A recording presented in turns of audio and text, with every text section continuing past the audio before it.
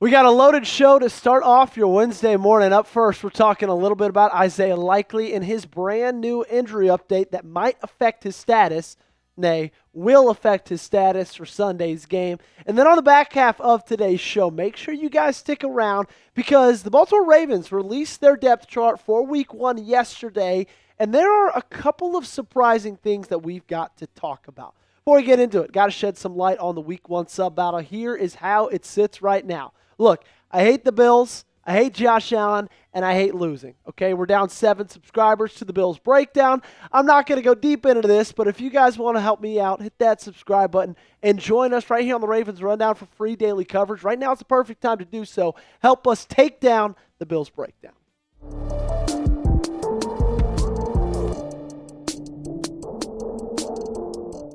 Alrighty, Ian Rapoport decided to make my day much worse from the very beginning of it because he tweeted out 7:21 a.m. this morning that Ravens tight end Isaiah Likely, who is recovering nicely from a broken bone in his foot, is not expected to play in the team's opener against the Bills, sources say. Likely underwent surgery in late July and is healing as expected. He should be ready early in the season.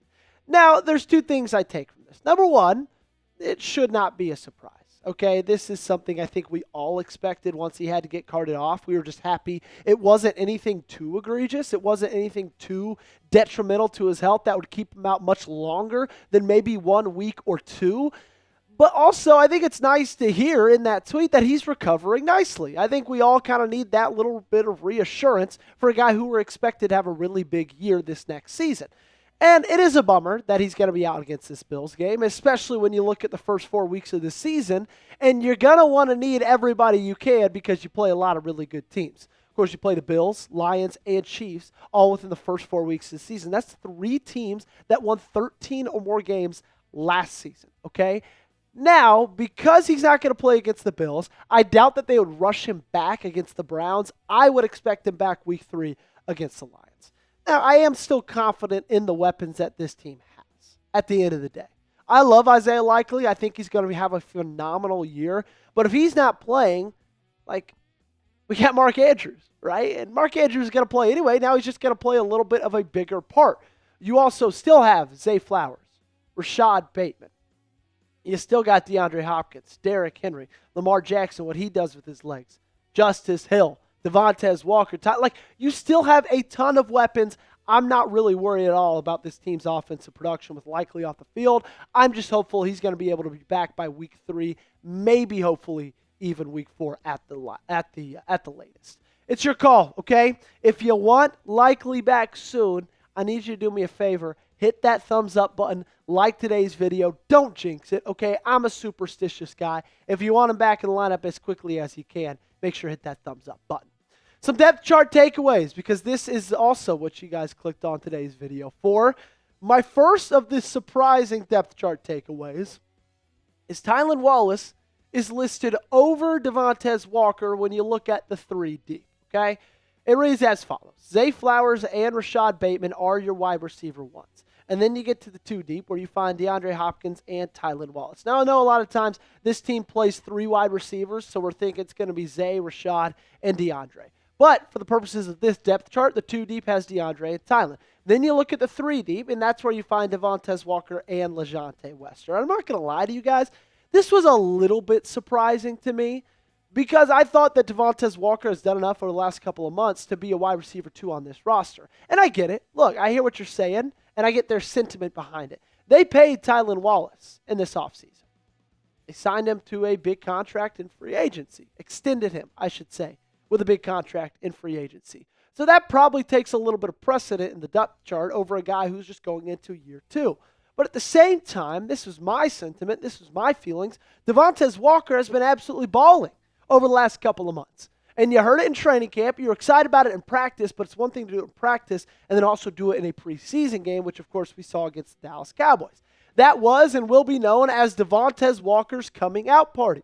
6 catches, 61 yards, 10.2 yards per catch. I think he caught for about 4 first downs over the entirety of the game, 8 targets as well. And so I think I saw that happen. I saw him live up to the hype and expectations that were set up for him during training camp. And I thought that he was going to be rewarded by being a wide receiver 2 on this roster. Now, at the end of the day, does this depth chart mean a ton? Is it set in stone? Is it gospel? Will they be still going by it after week 7, 8, 9 of the season? No. But it is a little surprising that they think of Tylan Wallace over Devontez Walker. Because I think after what I saw in the preseason games, and I love Tylan. That play against the Bengals last year was electric. But what I saw from Devontez Walker, I thought that guy could be a really big part of the future going forward in this offense. Who do you think finishes this season with more yards? Do you think it's Tylan Wallace or do you think it's Devontez Walker? Let me know in the comment section down below by giving me a TW or a DW. My second of the surprising depth chart takeaways, Mark Andrews was listed as the tight end 1 on this team. Now, this has been the big question of the offseason. Who's going to be that tight end 1? Is it going to be Isaiah Likely or is it going to be Mark Andrews? And I get it. I'm sure that Isaiah Likely's injury status weighs a little bit in this decision. But I was kind of shocked to not at least see that or in the middle of there, right? Because a lot of times, we're actually going to talk about it later, it says blank player or blank player, meaning that they're a 1A and 1B. And that's kind of how I feel like this tight end room feels like. I feel like it's a 1A and 1B. And you can interchange whoever's 1A and 1B. Now, for Mark Andrews getting the nod, when you look at the statistics, I guess it shouldn't surprise you very much. If you're a guy who's never watched a down of Ravens football, you're coming off the street, you've never watched a down of football at all, and I told you the guy on the left is ranked the tight end 1 over the guy on the right, you probably wouldn't be surprised. More catches, more yards, higher average, more touchdowns, more 20-plus yard plays. And at the end of the day, this is how I'm going to wrap this thing up, Isaiah Likely is going to have to take it from Mark Andrews. It's not just going to be given to him.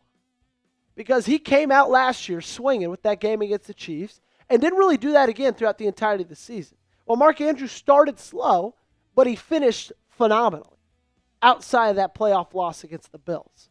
So if Likely is going to want to take that tight end 1 spot, it's not just going to be handed to him. He's going to have to go out and get it. He's going to have to go out and earn it.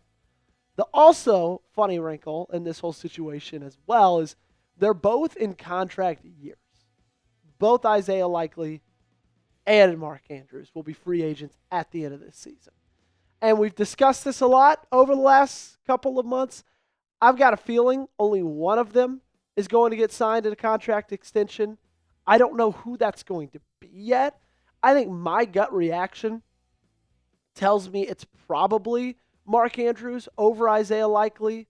Isaiah Likely over Mark Andrews. It just feels like at the end of the day, they're probably going to go with the guy who's a little bit younger, who they feel like they're going to get a little bit more life out of. Like with Mark Andrews, yeah, he's been an awesome addition to this franchise, but I feel like in some sense they might feel like they've gotten all they can out of him. Who do you think gets extended out of those two guys? Let me know in the comment section down below. If it's Mark Andrews, go ahead, give me an MA. If you think it's Isaiah Likely, go ahead, type those ILs in the comment section down below. Appreciate you guys for tuning in with us. We got more to come, okay? So don't go anywhere. But before that, I would be remiss if I did not talk about our awesome sponsor on today's video. There's our great friends over at PrizePicks. This episode's brought to you by PrizePicks, and you and I make decisions every day. But on PrizePicks, being right can get you paid. Don't miss any of the excitement this season on PrizePicks, where it's good to be right. PrizePicks puts their members first, so all withdrawals are fast, safe, and secure. PrizePicks offers Venmo, Apple Pay, MasterCard, and more for quick and easy deposits into your account this football season. PrizePicks also offers injury reboots. I absolutely love this because if one of your players leaves the game in the first half and does not return, PrizePicks won't count it as a loss. PrizePicks invented the flex play, which means you can still cash out if your lineup isn't perfect. You could double your money even if one of your picks doesn't hit. The good thing about my picks is they tend to hit, okay? So if you want to follow this PrizePicks lineup for Thursday's kickoff game, Cowboys-Eagles, I think that would be a good decision. I'm going to take their max discount. They, took Dak Prescott down to just half a yard. Give me the more on that. I really like CeeDee Lamb to find the end zone. Give me the more on half a receiving touchdown. And I think the Eagles are going to be leading this one, okay? So I think they're going to run the ball out late in the fourth quarter. So give me the less Jalen Hurts, 212.5 pass yards. Download the PrizePicks app today. Use code CLNS to get $50 in lineups after you play your first $5 lineup. That's code CLNS to get $50 in lineups after you play your first $5 lineup. The link to this promo is in the comments and description of today's video. PrizePicks, it's good to be right. My final surprising depth chart takeaway is Tavius Robinson is listed as a possible starter.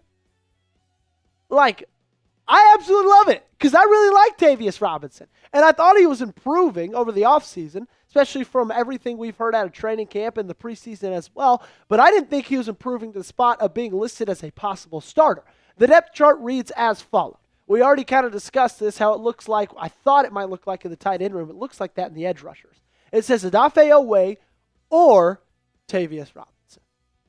And to me, this one is the most shocking, probably the most surprising, because I thought Tavius Robinson was going to get a lot more playing time this year, but I did not see him as being a guy that they thought could start up there with Odafe Oweh and Kyle Van Noy.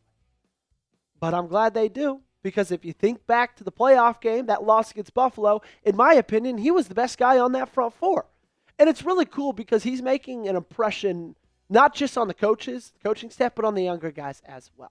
Kevin Oestreicher tweeted this out. Ravens offensive linebacker Mike Green singled out Tavius Robinson when asked about a veteran he's bonded with and picked their brain, saying, the way he goes about his day, the way I see him work, that's definitely a vet I can look up to and follow behind because he does the right things. He does them on the practice field, he does them off the field, he does them on the field as well. And while last year was a step up for him, it wasn't an astounding season at all. 32 tackles, 4 tackles for loss, 3.5 sacks, and a pass breakup. It was good, but I guess they're thinking he's going to take a massive step up this year.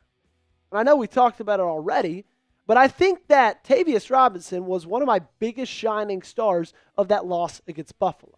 I felt like he was the only defensive lineman that could get any amount of pressure on Josh Allen. He also was really great in run defense as well, if you remember. Constantly behind the line of scrimmage, disrupting James Cook and the Bills' run game. So I love this little wrinkle that they've thrown in here. The more Tavius Robinson I can get, the better. We're going to get out of here, but I got to give you my final takeaways before we do. Number 1, Jay Higgins is listed behind Jake Hummel in the linebacker position, okay? Now, I know that was a big topic of discussion, and Connell, you can just throw the Ravens logo in front of his instead of that headshot right there. But I know that was a massive topic of discussion over the entirety of the preseason. Was Jay Higgins or Jake Hummel going to make this roster? Well, it ended up they both made the final roster, but they feel like Hummel is going to be that better option. Now, I don't necessarily agree, especially the fact that Jay Higgins made the all-pro rookie team in the preseason. He was phenomenal, and Jake Hummel really hasn't done that much in his career when you look at outside of special teams. But they obviously think that he's done enough to be above a guy like Jay Higgins, who, I get it, he's a rookie. But I'd love to see Jay Higgins kind of take a step up over the next, 6, 7, 8, 9 weeks, and then kind of start to be a solid rotation piece and a solid guy they go to consistently after about midway through the season. Good stuff right there, Connell. Takeaway number 2, a nice Peebles is in the two deep, for defensive end and defensive tackle, meaning that he's a guy they see can play both positions. He can be useful either way, and Ben Cleveland kind of the same for him. He's in the two deep at both left guard and right guard. They think that, I originally thought he was going to either be behind Daniel Faalele or behind Andrew Voorhees as a depth piece there. They think he's utility enough to put him behind both, and I don't think they're wrong one bit. That's going to do it for today's show. Make sure you got me on Twitter and on Instagram. You can find me at Joey Petersen on both platforms. And if you're not subscribed and you're still watching, it's obviously love the content. Let's make this thing official. Hit that big red sub button.